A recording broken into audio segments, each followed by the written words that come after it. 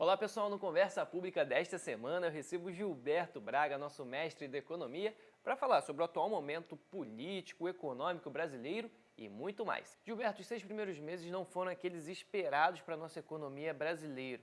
Isso tem a ver com políticas anteriores, os anos anteriores dos nossos governos?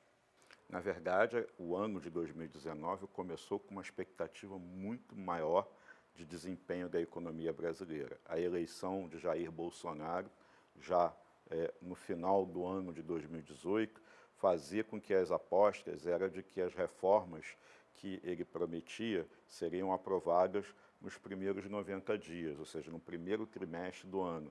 E com isso se teria um retorno dos investimentos e, a partir daí, um crescimento da economia brasileira. Isso não aconteceu. E, basicamente, não aconteceu por conta das trapalhadas políticas do governo.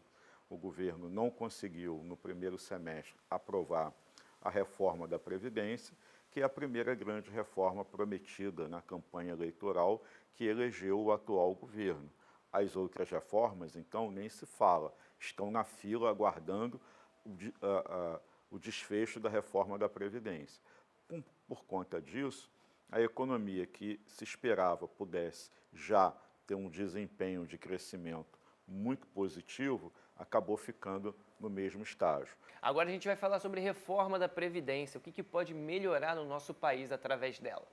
A reforma ela não vem para melhorar a vida das pessoas individualmente em primeiro momento, mas ela vem para melhorar a vida de todas as pessoas no futuro, e por isso ela é indispensável. Apesar dela fazer com que as pessoas tenham que trabalhar mais tempo para se aposentarem. Então, a reforma da Previdência, hoje é uma reforma que tem que tirar o peso do Estado.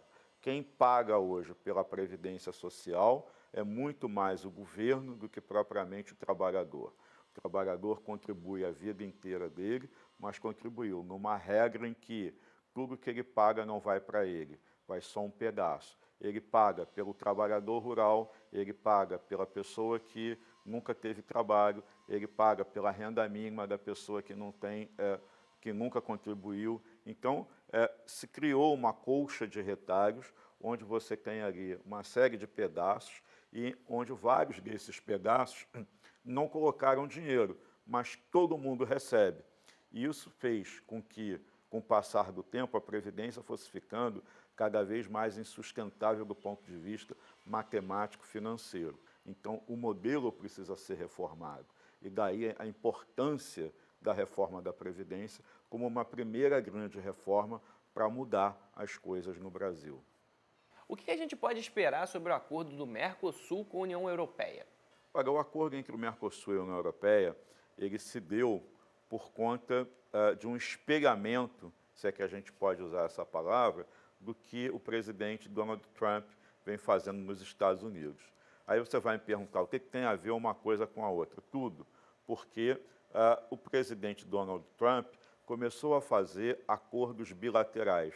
Então, os Estados Unidos começaram a assinar acordos com o México, acordos com outros países, e saiu fora das negociações em bloco, porque ele não queria que, na América do Sul, a Venezuela tivesse presente por conta das diferenças que ele tem com o governo de Nicolás Maduro.